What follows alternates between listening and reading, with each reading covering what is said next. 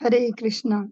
आज की पवन जो परम पावन मंगलमयी तिथि है श्री विंजुली महाद्वादशी, उस पर भी श्री पांडव एकादशी तिथि। आज की इस पवित्र तिथि का प्रारंभ हम भगवान के जो वांग्मय जो विग्रह है श्रीमद् भागवतम, उसके श्रवण से प्रारंभ करते हैं। आज हम श्रवण करेंगे श्रीमद् भागवतम के अंतर्गत तृतीय स्कंध अध्याय 19 और उसके अंतर्गत 31 नंबर श्लोक से आज हम प्रारंभ करने जा रहे हैं। ओम नमो भगवते वासुदेवाय। ओम नमो भगवते वासुदेवाय। ओम नमो भगवते वासुदेवाय। हरे कृष्ण। हमने श्रवण किया भगवान श्री वाराह देव द्वारा हिरण्याक्ष का उद्धार। मैत्रेय जी विदुर जी को ये प्रसंग सुना रहे हैं। मैत्रेया उवाच एवं हिरण्याक्षं सयविक्रमं ससादयित्वा हरिरादिसूकरः जगाम लोकं स्वमखण्डितोत्सवं समीडितः पुष्करविष्टरादिभिः। श्री मैत्रेय मुनि ने आगे कहा, इस प्रकार सर्वाधिक दुर्जेय जो महापराक्रमी है असुर हिरण्याक्ष को मारकर आदि वराह रूप भगवान श्री हरि अपने धाम वापस चले गए, जहाँ निरंतर उत्सव होता रहता है। ब्रह्मा आदि समस्त देवताओं ने श्री भगवान की प्रशंसा की।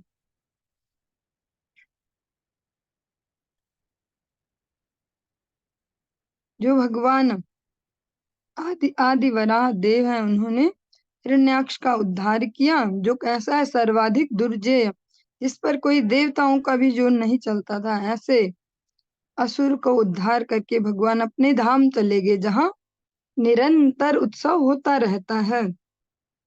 और इसको हम सब अपने जीवन में भी अनुभव कर रहे हैं।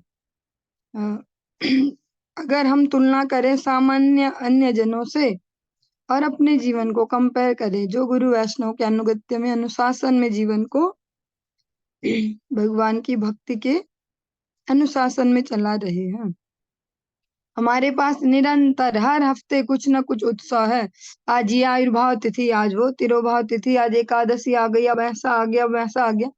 तो इस तरीके से हम ये भी देख सकते हैं, अगर सरलता से देखना चाहें, कि हर दिन कुछ न कुछ उत्सव है, हर दिन कुछ न कुछ है जहां हम इंगेज हो सकते हैं, जिसमें इंगेज होने से भौतिक जीवन में भी शांति रहेगी और आध्यात्मिक जीवन में भी उन्नति होगी।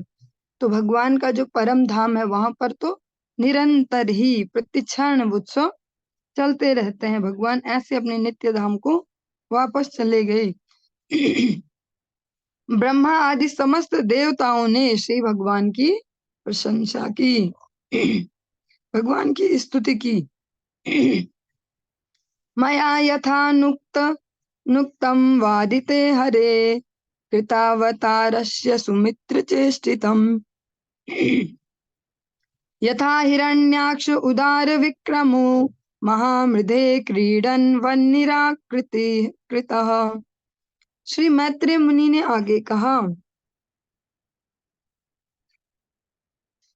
हे विदुर, मैंने तुम्हें कह सुनाया कि श्री भगवान किस प्रकार प्रथम सूकर के रूप में अवतरित हुए और अद्वितीय शौर्य वाले असुर को महान युद्ध में मार डाला, मानो वह कोई खिलौना रहा हो।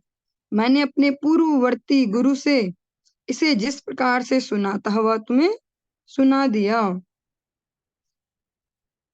जो हिरण्याक्ष है वो अद्वितीय शौर्य वाला उसको कहा गया है, उसके जैसा जो शौर्य है वो किसी अन्य में नहीं हो सकता। साथ ही कहा जा रहा है खिलौने जैसा मार दिया भगवान ने। तो ये जो क्वालिटी है, ये केवल ये गुण भगवान में ही हो सकता है।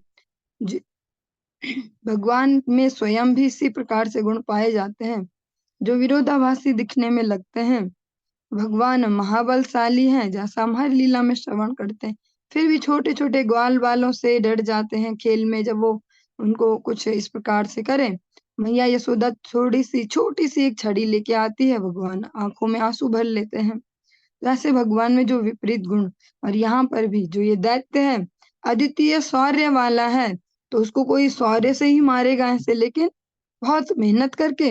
लेकिन भगवान ने खिलौने जैसा, जैसे एक खिलौने को बच्चा तोड़ देता आसानी से, ऐसे ही भगवान ने उसका उद्धार कर दिया। विदुर विदुर जी को मैत्रेय मुनि कहते हैं, मैंने जो अपनी गुरु परंपरा से जिस प्रकार से श्रवण किया, वैसे ही आपको श्रवण करा दिया। सूत उवाच इति कौशारवाख्याता माश्रुत्य भगवत्कथाम् शतानंदं परम लेभे महाभागवतो द्विज। श्रील सूत गोस्वामी ने आगे कहा, हे सौनक, मेरे प्रिय ब्राह्मण, श्री भगवान के महान भक्त शत्ता, ये विदुर जी को कहा, शत्ता को कौशारव मुनि के आधिकारिक स्रोत से पूर्ण पुरुषोत्तम भगवान की लीलाओं का वर्णन सुनकर दिव्य आनंद प्राप्त हुआ। वे अत्यंत प्रसन्न हुए। सूत जी सुना रहे हैं इस सबको, सौनकादि ऋषियों को।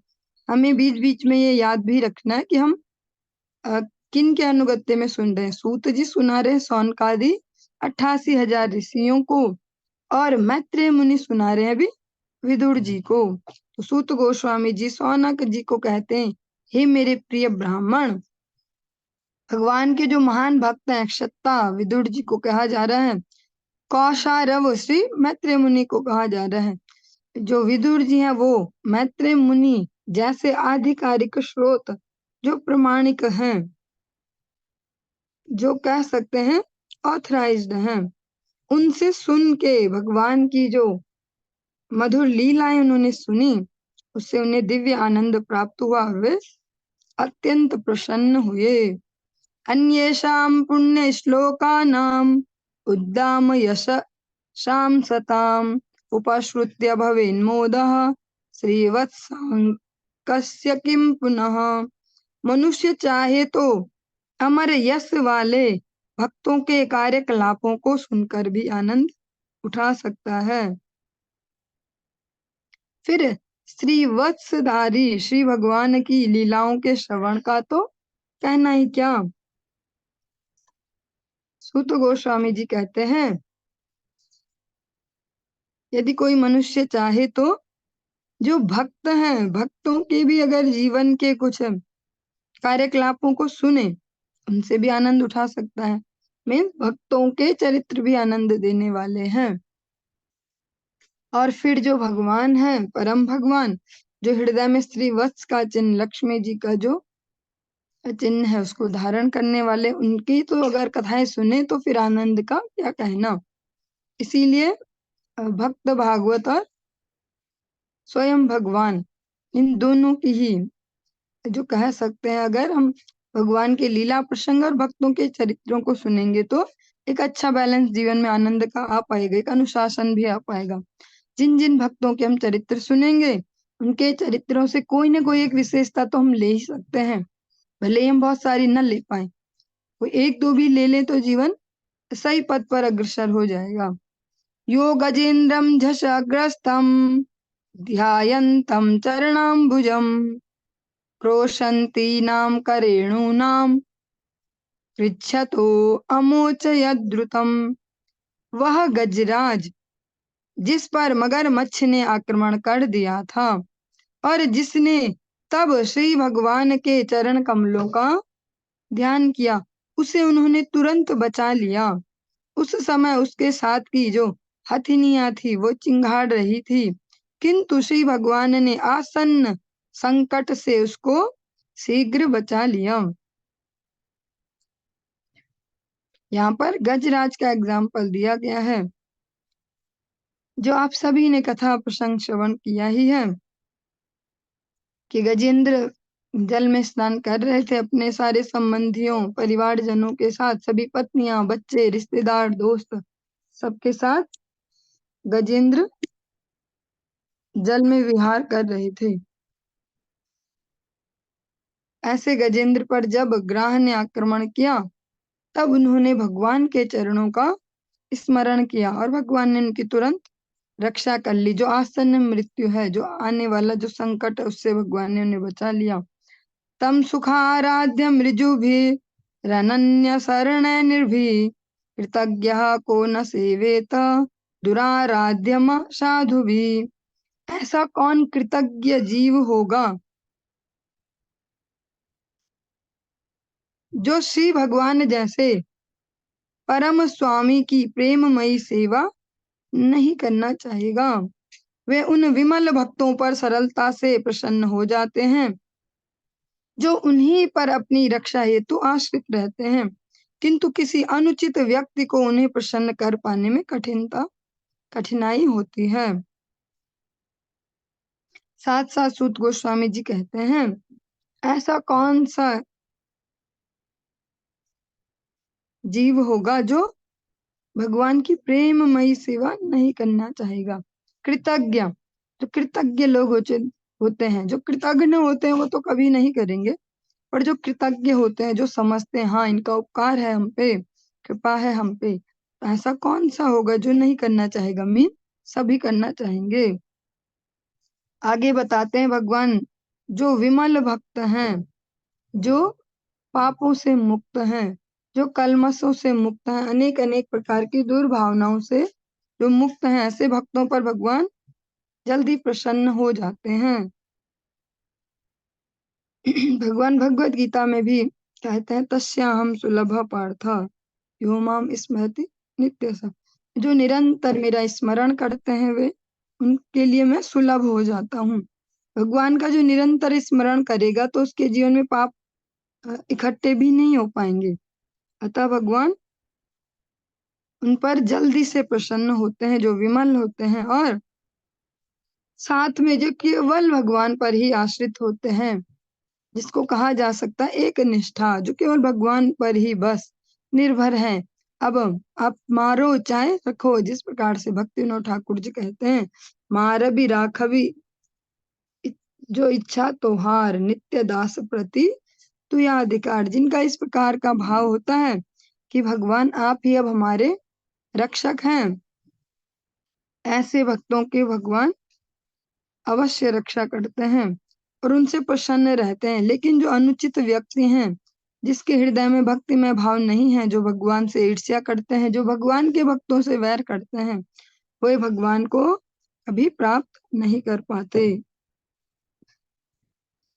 यो वै हिरण्याक्षवधं महाद्भुतं विक्रीडितं कारणसुकरात्मनः शृणोति गायत्यनु मोदते जसा विमुच्यते ब्रह्मवधादपि द्विजाः। हे ब्राह्मणों, जगत के उद्धार हेतु आदि सूकर रूप में प्रकट होने वाले श्री भगवान द्वारा हिरण्याक्ष वध के इस अद्भुत व्याख्यान को जो कोई सुनता है, गाता है या इसमें आनंद लेता है, वह ब्रह्म हत्या जैसे पापमय कर्मों के फल से भी तुरंत मुक्त हो जाता है। जो हम श्रवण कर रहे हैं, सूत गोस्वामी जी कहते हैं उन 88,000 ऋषि मुनियों को संबोधित करते हुए कि हे ब्राह्मणों,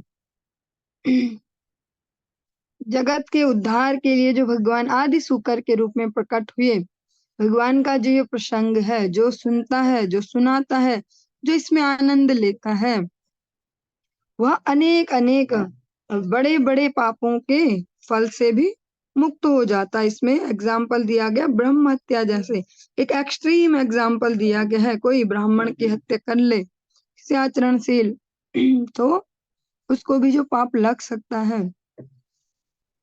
यहाँ पर जो ब्राह्मण की हत्या, वो इसमें जाति वाला जो पॉइंट है वो भी आएगा, जो जाति में भी जन्म लिया है जिसने, क्योंकि कुछ ना कुछ तो ऐसे पुण्य संचित होंगे जो जाति में भी जन्म मिला हो। तो अगर किसी ने ब्रह्म हत्या भी किसी पर पाप है, ऐसे महान पाप भी उसके धुल सकते हैं। महान का मतलब यहाँ पे बहुत अच्छा से नहीं है, महान का मतलब है ज्यादा, बहुत ज्यादा। इसके बहुत ज्यादा पाप भी संचित हो गए, सब धुल जाएंगे। लेकिन साथ में हमारे लिए एक सावधानी है, ये ऐसा नहीं है जैसा हम सोचते हैं, गंगा जी जाएंगे डुबकी मारेंगे और पाप मुक्त हो गए।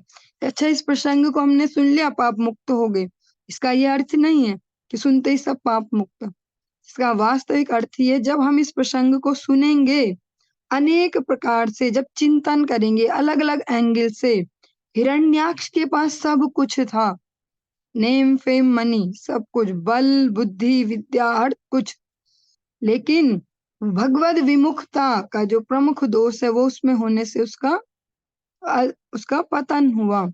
ये भी हम समझ पाएंगे, अनेक अनेक प्रकार से हम समझ पाएंगे भगवान कैसे सर्वशक्तिमान है। हमारे हृदय में धैर्य आ पाएगा, भगवान है हमारी रक्षा के लिए, भगवान अवश्य रखेंगे। अवश्य रक्षी वे कृष्ण विश्वास पालन। आप सभी एक महाप्रभु का कीर्तन करते हैं, महाप्रभु की प्रार्थना, श्री कृष्ण चैतन्य प्रभु जीवे दया करी। इसमें शरणागति के लक्षण भी सुनते हैं, उनमें ही आप श्रवण करते हैं कि विश्वास होना चाहिए। अवश्य रक्षिवे कृष्ण विश्वास पालन, शरणागति की एक लक्षण में से है। भगवान हमारी अवश्य रक्षा करेंगे, ऐसा विश्वास होना चाहिए। वो विश्वास डावाडोल नहीं होना चाहिए कि पता नहीं भगवान करते हैं कि नहीं, थोड़ा सा देखते हैं ना, इन पे ही भरोसा करके, आज तो ये है आज वो है, इन पे करें नहीं। तो ये प्रसंग है, इसमें हम अनेक प्रकार की शिक्षाएं ले सकते हैं, और जब शिक्षा लेंगे, आचरण में उतारेंगे, तो पाप मुक्त स्वयं ही हो जाएगा जीवन। जब हम अपने जो अपराध हैं, जो गलतियां हैं, उनका पश्चाताप करते हैं, कैसे उनको पुनरावृत्ति न करके, रिपीट न करके, और भगवान के दिव्य नाम का आश्रय ले लेते हैं, भगवान हरि गुरु वैष्णव सेवा में जब हम लग जाते हैं, तो हमारे बड़े से बड़े पाप भी धुल जाएंगे।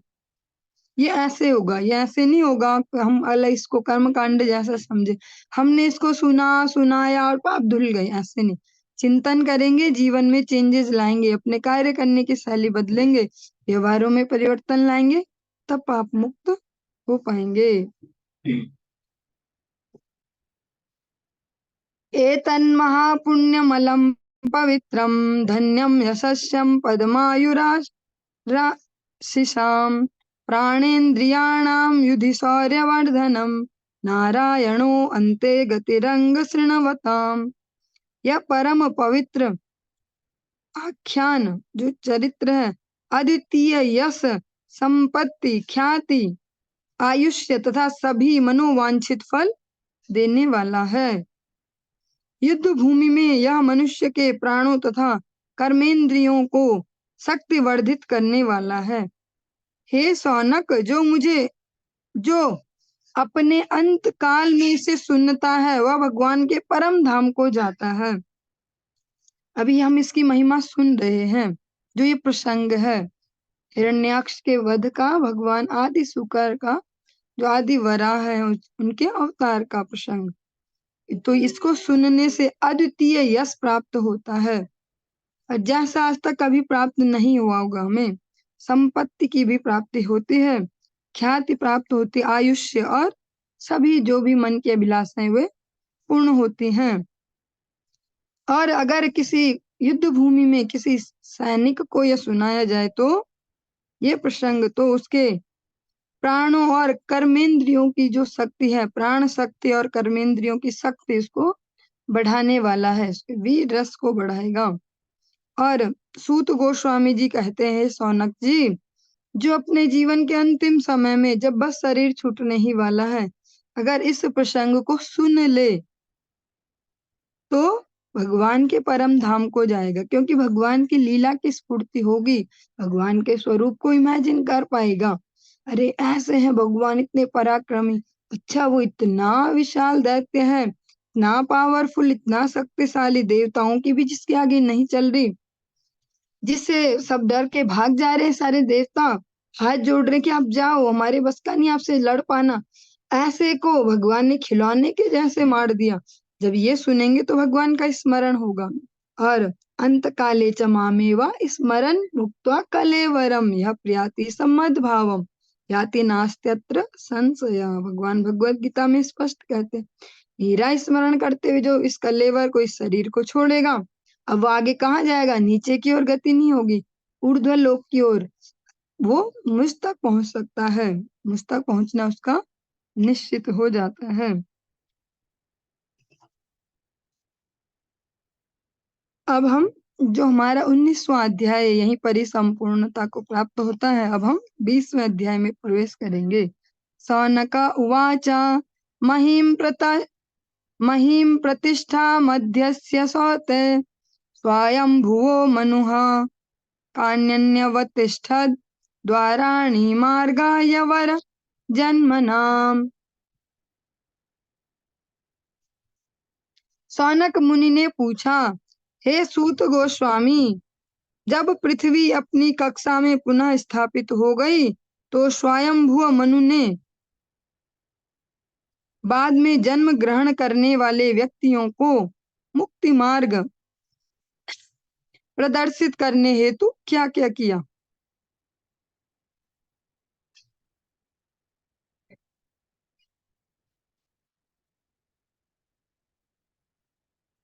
श्रद्धा महाभागवतः कृष्णस्यैकान्तिकः सुहृत् यस्तत्याजाग्रजं कृष्णे सापत्यमघवानिति। सौनक मुनि ने विदुर जी के बारे में जानना चाहा, जो भगवान श्री कृष्ण के महान भक्त एवं सखा थे और जिन्होंने श्री भगवान के लिए ही अपने उस ज्येष्ठ भाई का साथ छोड़ दिया था, जिसने अपने पुत्रों के साथ मिलकर श्री भगवान की इच्छा के विरुद्ध षड्यंत्र किया था। अब विदुर जी के बारे में सौनक जी जानना चाह रहे हैं। जो कैसे हैं, जो विदुर जी भगवान के परम भक्त हैं और भगवान उनके प्रति सखा भाव रखते हैं, जिन्होंने भगवान की प्रसन्नता के लिए अपने उस भाई को छोड़ दिया, बड़े भाई को, जिसने भगवान की प्रसन्नता के विरुद्ध जाके अपने पुत्रों का साथ दिया भगवान के भक्तों को नष्ट करने के लिए। द्वैपायनाद दन्वरो महित्वे तस्य देहजः सर्वात्मनाशितः कृष्णं तत्पराश्चाप्यनुव्रतः। विदुर श्रील व्यास देव से उत्पन्न हुए थे और उनसे किसी भी प्रकार से कम न थे। इस तरह उन्होंने पूर्ण मनोभाव से भगवान श्री कृष्ण के चरण कमलों को स्वीकार किया और वे उनके भक्तों के प्रति अनुरक्त थे।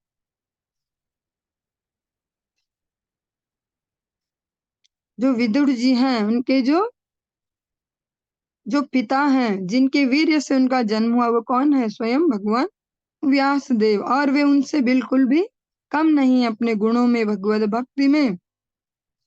इस तरह उन्होंने पूर्ण मनोभाव से, ईमानदारी से उन्होंने भगवान श्री कृष्ण के चरण कमलों को स्वीकार किया और साथ ही वे भगवान के भक्तों के प्रति भी अनुरक्त थे।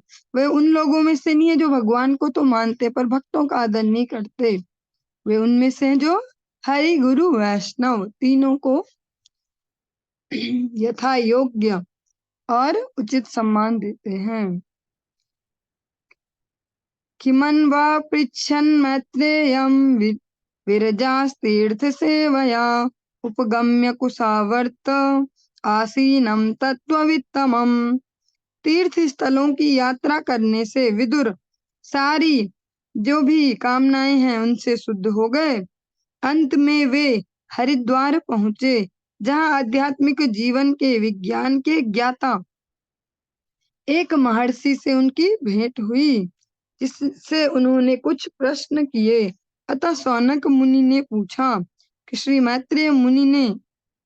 मैत्रेय मुनि से श्री विदुर जी ने और क्या क्या पूछा। अब सौनक ऋषि ये जानना चाह रहे हैं कि जो मैत्रेय मुनि हैं उनसे विदुर जी ने और क्या क्या पूछा।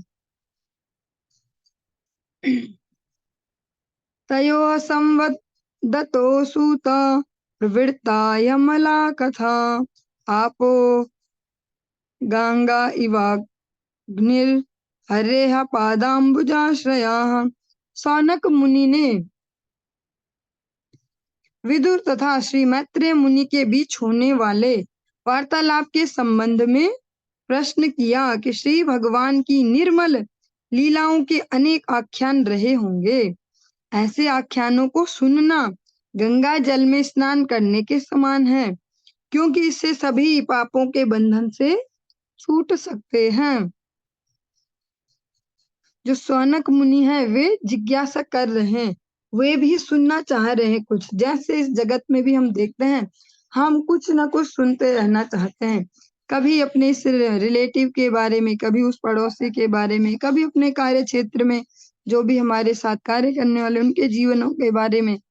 लेकिन सौनक मुनि सुनना चाह रहे हैं विदुर जी और मैत्रेय मुनि के बीच की बातचीत को, क्योंकि इन्हें भरोसा है कि जब इन्होंने बातें की होंगी तो इनके बीच में क्या बातें हुई होंगी। कथयन्तश्च माम नित्यम तुष्यन्ति च रमन्ति च, जैसा भगवान भगवत गीता में कहते हैं, भक्त जब भी मिलेंगे कुछ बोलेंगे तो मेरी ही चर्चा करेंगे। तो जब ये दो भक्त मिले होंगे तो भगवान की अनेक लीला कथाओं की चर्चा चली होगी, और वे उन्हें सुनना चाह रहे सौनक जी। क्यों? क्योंकि भगवान की दिव्य कथाओं को सुनना गंगा जल में स्नान करने जैसा ही पवित्र है। गंगा जी में स्नान करने के लिए आपको जाना पड़ेगा, डुबकी लगानी पड़ेगी। भगवान की कथा को बस निर्मल चित्त होके और विनम्र भाव से केवल सुनना है। इतने से ही आप सभी पापों के बंधनों से मुक्त हो सकते हैं। तानः कीर्तय भद्रं ते कीर्तयन्योदार कर्मणः रसज्ञः को नु तृप्येत हरिलीलामृतम पिबन।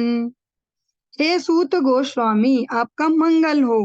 कृपा करके श्री भगवान के कार्यों को कह सुनाइए, क्योंकि वे उदार एवं स्तुति के योग्य हैं।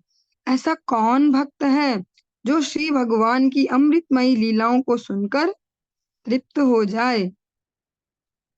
हे सूत गोस्वामी, आपका मंगल हो। सौनक जी कहते हैं सूत गोस्वामी जी को आपका मंगल हो, आप भगवान की लीलाएं हमें कह सुनाइए। भगवान क्या है? सबसे ज्यादा उदार हैं। भगवान से ज्यादा उदार कोई नहीं हो सकता। इस जगत में सबसे उदार अगर हम कहें तो माता पिता को कहा जाता है कि बड़ा वात्सल्य रखते हैं संतान के प्रति। वही माता तो कभी भी माता नहीं हो सकती, ऐसे ऐसे अनेक एग्जाम्पल। लेकिन जो परम भगवान है उनमें करोड़ों माताओं का वात्सल्य होता है, तो उनसे उदार कोई और नहीं हो सकता, और वे स्तुति के योग्य हैं। एकमात्र भगवान ही ऐसे हैं जो सारी स्तुतियां जिनके लिए बनी हैं। सौनक जी कहते हैं ऐसा कौन सा भक्त होगा जो भगवान की कथाओं को सुन के बस छक जाए, वो संतुष्ट हो जाए। अब नहीं सुनना है हमें, बहुत हो गया, अब हम सुन लिया, अब हमने बस हो गया, बहुत हो गया। जैसे हम भोजन करते हैं या जल पीते हैं या कुछ भी फल खाएं तो हमें एक लेवल आता है, हमें संतुष्टि हो जाती, अब और नहीं चाहिए। लेकिन भगवान के भक्त के लिए, भगवान की कथाओं के लिए ऐसा नहीं है कि बस और नहीं सुनना है, वो कभी भी उससे तृप्त नहीं हो सकता। अतः सौनक जी प्रार्थना कर रहे हैं, आप सुनाइए हमें भगवान की कथा प्रसंग। एवं उग्रश्रवा पृष्ठ ऋषि नैमिषायनः भगवत्यर्पिताध्यात्म स्थानाः श्रूयतामिति। नैमिषारण्य के महान ऋषियों द्वारा इस प्रकार पूछे जाने पर रोमहर्षण के पुत्र श्रील सूत गोस्वामी, जिनका मन श्री भगवान की दिव्य लीलाओं में लीन था, उन्होंने कहा अब मैं जो कहता हूँ कृपया उसे सुने। जब इस प्रकार से वो ऋषि मुनि, जिनके अभी जो कह सकते हैं लीडर है, जो रिप्रेजेंटेटिव है, सौनक जी हैं, वे जब इस प्रकार से जिज्ञासा करते हैं तो जो रोमहर्षण के पुत्र हैं सूत गोस्वामी, और उनका एक गुण दिया गया है क्या? जिनका मन श्री भगवान की दिव्य लीलाओं में लीन था। भगवान की लीलाओं में ही जिनका मन हमेशा रमण करता है। जैसा भगवान भी हमें सलाह देते हैं भगवत गीता में दो दो बार, इस लाइन को भगवान दो बार कहते हैं। जब श्रीमद् भगवत गीता अपने जो है फाइनल मोड की ओर होती है, जहाँ भगवान अपने फाइनल उपदेशों को अर्जुन को दे रहे हैं, वहां पर भी भगवान इस लाइन को रिपीट करते हैं, मन मना भव मद भक्तो मद्याजी माम नमस्कुरु। मुझे ही मन दो, मेरा भक्त बनो, मुझे समर्पण करो, मेरी पूजा करो और मन मना भव मत भक्तो मत त्याजी माम नमस्करो, मुझे ही प्रणाम करो। जब इससे पहले भगवान इसको कहते हैं भगवत गीता में, वहां कहते हैं ऐसा करने पर तुम मुझे प्राप्त होगे, लेकिन यहाँ लास्ट में जब कंक्लूजन है, जब समेट रहे अपने समस्त उपदेशों को फाइनल कर रहे हैं, अर्जुन को इसकी दूसरी लाइन में कहती है, तुम कहते हैं तुम मेरे मित्र हो, तुम मेरे प्रिय भक्त हो, इसलिए मैं तुम्हें ये कह रहा हूँ, ये बिल्कुल सत्य है, तुम इसे सत्य जानो। मैं तुम्हें, तो ये जो है ये लाइन, ये भगवत गीता का एसेंस भी कह सकते हैं। मन मना भव मद भक्तो मद्याजी माम नमस्कुरु। भगवान अर्जुन को सलाह देते हैं, मुझे ही मन दे दो, मुझे ही प्रणाम करो। तो यहाँ पर जो सूत गोस्वामी है, उनकी भी यही विशेषता बताई जा रही है। उनका जो मन है वो भगवान की लीलाओं में रहता है, वो इधर उधर नहीं रहता कहीं और जगह। अब वो सूत गोस्वामी जी कहते हैं, ठीक है, अब मैं जो कहूंगा उसे ध्यान से सुनो। सूत उवाच हरेर्धृत प्रौढ़तनोः स्वमायया निशम्य गोरुद्धरणं रसातलात् लीलां हिरण्याक्षमवज्ञयां अज्ञया हतं सज्जात हर्षो मुनिमाह भारतः। श्रील सूत गोस्वामी ने आगे कहा, राजा भरत के वंशज विदुर श्री भगवान की कथा सुनकर अत्यंत प्रफुल्लित हुए, क्योंकि श्री भगवान ने अपनी दैवी शक्ति से जो सूकर रूप, जो वराह रूप धारण करके पृथ्वी को समुद्र के गर्भ से खेल खेल में ऊपर लाने, जो ये लीला है भगवान की ऊपर लाने की, तथा हिरण्याक्ष को उदासीन भाव से मारने का कार्य किया था। फिर विदुर मैत्रेय मुनि से इस प्रकार बोले। सूत गोस्वामी जी आगे वर्णन करते हैं, जो राजा भरत हुए हैं, जिनके नाम पर भारतवर्ष है, उनके जो वंशज है विदुर जी, वे भगवान की जो ये कथा प्रसंग है, वराह देव वाली हिरण्याक्ष के उद्धार की जो ये लीला है, इसको सुनकर बहुत ही प्रफुल्लित हुए, आनंदित हुए। भगवान ने खेल खेल में, जैसे छोटा सा बच्चा छोटी सी बॉल के साथ खेल खेलता है, ऐसे ही भगवान पृथ्वी देवी का उद्धार करते हैं और हिरण्याक्ष को उदासीन भाव से मारते हैं। ऐसे नहीं मार रहे कि जैसे कोई बदला लेने के लिए, ऐसे बस आराम से भगवान ने उसका वध कर दिया। उसको सुनने के बाद फिर विदुर जी ने मैत्रेय मुनि से कहा, ये सुना रहे सूत गोस्वामी शौनकादि ऋषियों को। विदुरा उवाचा प्रजापति पति सृष्ट्वा प्रजा सर्गे प्रजापतिन् किमारभत में ब्रह्मन् परभूय प्रब्रूह्य व्यक्त मार्गवित्। विदुर ने कहा, हे पवित्र मुनि, आप हमारी समझ में न आने वाले विषयों को भी जानते हैं, अतः मुझे यह बताएं कि जीवों के आदि जनक प्रजापतियों को उत्पन्न करने के बाद ब्रह्मा ने जीवों के सृजन हेतु क्या किया। विदुर जी कहते मैत्रेय मुनि को, आप ऐसे प्रसंगों को भी जानते हैं, ऐसे विषयों को भी समझते हैं जिसको समझने में हम अभी सक्षम नहीं हैं। इसलिए अब ये बताओ कि जो ब्रह्मा जी हैं, जो जीवों के आदि जनक, जो प्रजापति हैं, उनको उत्पन्न करने के बाद सृजन से रिलेटेड और क्या किया ब्रह्मा जी ने। ये मरीच्यादयो विप्रायस्तु स्वयंभुवो मनुः ते वै ब्रह्मण आदेशात् कथमेतद् भावयन्। विदुर ने कहा, प्रजापतियों मरीच तथा स्वयंभुव मनु जैसे जीवों के आदि जनक ने ब्रह्मा के आदेश के अनुसार किस प्रकार सृजन किया और इस दृश्य जगत का किस प्रकार विकास किया। सद्वितीया किम सृजन स्वतंत्रा उत्कर्मसु आहोत तत्संहातः सर्व इदम स्म समकल्पयन्। क्या उन्होंने इस जगत का सृजन अपनी अपनी पत्नियों के सहयोग से किया अथवा वे स्वतंत्र रूप से अपना कार्य करते रहे या कि उन्होंने संयुक्त रूप से इसकी रचना की। मैत्रेय उवाच दैवेन दुर्वितर्केण परेणा निमिषेण च जातक्षोभाद् भगवतो महानासीद गुणत्रयात्। श्री मैत्रेय मुनि ने कहा, जब प्रकृति के तीनों गुणों के सहयोग का संतुलन जीवात्मा की अदृश्य क्रियाशीलता महाविष्णु तथा काल शक्ति के द्वारा विक्षुब्ध हुआ तो समग्र भौतिक तत्व उत्पन्न हुए। रजः प्रधानात् महत् स्त्रीलिंगो दैवचोदितात् जाता सर्ज भूतादिर्वियदादिनिपच्चसः। जीव के भाग्य की प्रेरणा से रजोगुण प्रधान महत्त्व से 3 प्रकार का अहंकार उत्पन्न हुआ। फिर अहंकार से 5 तत्वों के अनेक समूह उत्पन्न हुए।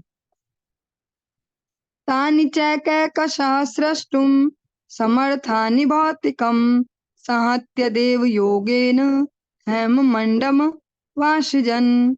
अलग अलग रहकर भौतिक ब्रह्मांड की रचना करने में असमर्थ होने के कारण वे परमेश्वर की शक्ति के सहयोग से संगठित हुए और फिर एक चमकीले अंडे का सृजन करने में सक्षम हुए। स असहिष्टाब्धि सलिले अंडकोशो निरात्मकः साग्रं वै वर्ष सहस्र मनवात्सीतमीश्वरः। यह चमकीला अंडा 1000 वर्षों से भी अधिक काल तक अचेतन अवस्था में कारण सागर के जल में पड़ा रहा। तब श्री भगवान ने इसके भीतर गर्भोदक साई विष्णु के रूप में प्रवेश किया। तस्य नाभेर्भूत पद्मं सहस्रार्कोरुदिति सर्वजीवनिकायोको यत्र स्वयंभू स्वराट। गर्भोदक साई भगवान श्री विष्णु की नाभि से 1000 सूर्य की दीप्ति सदृश प्रकाशमान एक कमल पुष्प प्रकट हुआ। यही कमल पुष्प समस्त बद्ध जीवों का आश्रय है और इस पुष्प से प्रकट होने वाले पहले जीवात्मा सर्वशक्तिमान ब्रह्मा थे। सो अनुविष्टो भगवता यः सेते सलिलाशये लोक संस्थाम यथा पूर्वम निर्ममे संस्थया स्वया। जब गर्भोदक साई श्री भगवान ब्रह्मा के हृदय में प्रवेश कर गए तो ब्रह्मा को बुद्धि आई और इस बुद्धि से उन्होंने ब्रह्मांड का पूर्ववत सृजन प्रारंभ कर दिया। ससर्जच्छाय या विद्याम पंच पर्वाणमग्रतः तामिश्रमंध तामिश्रम तमो मोहो महातमः। ब्रह्मा ने सबसे पहले अपनी छाया से बद्ध जीवों के अज्ञान के आवरण उत्पन्न किए। इनकी संख्या 5 है और ये तामिश्र, अंध तामिश्र, तमस, मोह तथा महामोह कहलाते हैं। विसर्जात्मना कायम नाभिनंदस्तमो मयम जगृहुर्यक्ष रक्षांसि रात्रिम क्षुत्रित समुद्भवाम। घृणा के कारण ब्रह्मा ने उस अविद्या में शरीर को त्याग दिया और इस अवसर का लाभ उठाकर यक्ष तथा राक्षस गण उस रात्रि रूप में स्थित शरीर पर अधिकार जमाने हेतु कूदफांद मचाने लगे। रात्रि भूख तथा प्यास की स्रोत है। क्षुत्रिभ्या मुपसृष्टास्ते तम जगधुमभि दुद्रुवुः मा रक्षतैनं जक्षध्वा मित्युचुः क्षुत्रिडर्दिताः। भूख तथा प्यास से अभिभूत होकर वे चारों ओर से ब्रह्मा को खा जाने हेतु दौड़े और चिल्लाए, उसे मत छोड़ो, उसे खा जाओ जो उन्होंने अपना शरीर छोड़ा था। देवस्ताना संविघ्नो मामाम जक्षत रक्षत अहो मे यक्ष रक्षांसि प्रजा यूयं बभूविथ।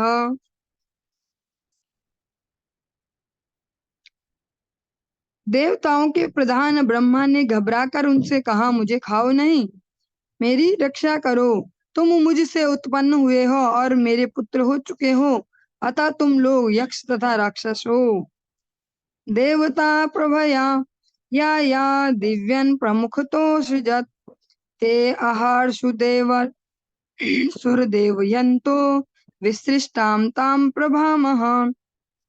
तब उन्होंने प्रमुख देवताओं का सृजन किया जो सात्विक प्रभा से चमचमा रहे थे। उन्होंने देवताओं के समस्त दिन का तेज फैला दिया, जिस पर देवताओं ने खेल खेल में ही अधिकार जमा लिया। देवो अदेवाज्ञनतः सृजति स्माति लोलुपान, ता एनम लोलुपतया मैथुनायाभिपेदिरे।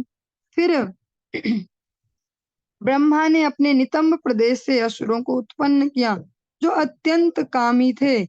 अत्यंत कामी होने के कारण वे संभोग हेतु उनके निकट आ गए।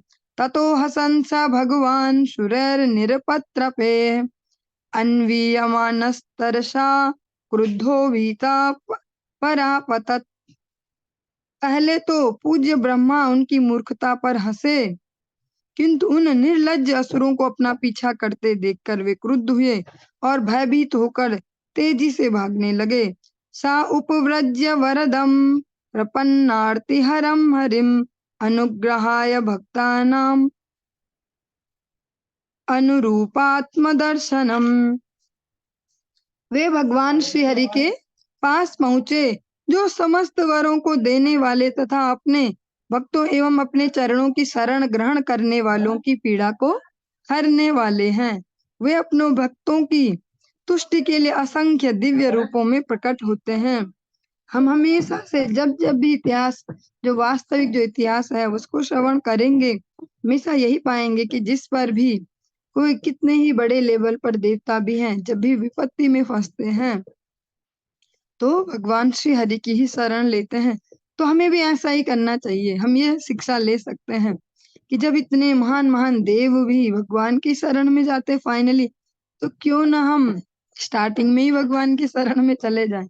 पाहि मां परमात्मस्ते प्रेक्षणे नाशिजं प्रजाः, ता इमायभितुं पापा उपाक्रामन् मंति मां प्रभो।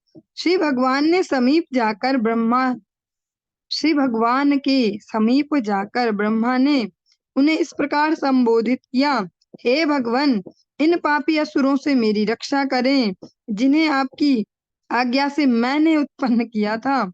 ये विषय वासना की भूख से क्रोधोन्माद में आकर मुझ पर आक्रमण करने आए हैं। ब्रह्मा जी कहते हैं, भगवान अब मेरी रक्षा करो इनसे ही जिन्हें मैंने उत्पन्न किया है। ब्रह्मा जी की वो सृष्टि है, लेकिन वो ब्रह्मा जी के पीछे लग गए। और इसमें एक और पॉइंट भी है जो वर्तमान समय में एक बहुत बड़ी समस्या भी समाज में बनते जा रही है। भारत में भी अभी प्रारंभ हो गया है। जैसे सामान्यतः यहाँ देखा जाता है स्त्री पुरुष संबंध होते हैं, लेकिन आज के समय में इससे बहुत वर्षों पहले से विदेशों में तो ये चलता है, पाश्चात्य सभ्यता में स्त्री स्त्री संबंध, पुरुष पुरुष संबंध, इसको यहाँ पर स्पष्ट देखा जा सकता है। ये आसुरी, ये जो है प्रवृत्ति आसुरी प्रवृत्ति है। जो ब्रह्मा जी हैं वो पुरुष देह में है और जो असुर गण है वो भी, लेकिन फिर भी वो अपने जो विषय वासना उसके लिए ब्रह्मा जी के पीछे चले गए। तो यहाँ पर इस श्लोक से हम ये भी समझ पाएंगे, जैसा आज के समाज में अनेक अनेक देशों में डिमांड आती है, सरकारों से सरकारों पे दबाव बनाया जाता है, इसको वैध कर दिया जाए, वैलिड कर दिया जाए, ऑथराइज, कि भैया ऐसे समलिंगी भी संबंध बन सकते हैं। तो ये पूर्णतः आश्रय श्रीमद् भागवत से हम ये समझ पाएंगे। अतः जब तक वैदिक जो साहित्य है उनकी शिक्षा मनुष्यों के बीच नहीं जाएगी तो अनेक अनेक उपद्रव उपस्थित होते ही रहेंगे। समस्त क्लेशों का नाश तभी होगा जब हम भगवान और उनके भक्तों के चरित्रों का चिंतन करेंगे, श्रवण करेंगे, अपने जीवन में अप्लाई करेंगे। और हम ये भी कह सकते हैं ये हमारे लिए क्या इसमें प्रैक्टिकल है, हमारे साथ तो ऐसा नहीं, हमारे जीवन में ऐसा नहीं चल रहा। लेकिन जो हमारी न्यू जनरेशन है वो भी इसी समाज का हिस्सा है। और आज के समय में जहाँ इंटरनेट के कारण कोई दूरी नहीं है, शहरों में, गाँव में, देश में, विदेश में, तो यहाँ हमें ये भी समझना होगा जो न्यू जनरेशन है वो विश्व के प्रत्येक कोने से संबंधित है, अतः उनके लिए भी ये वैदिक शिक्षा इतनी ही प्रासंगिक है।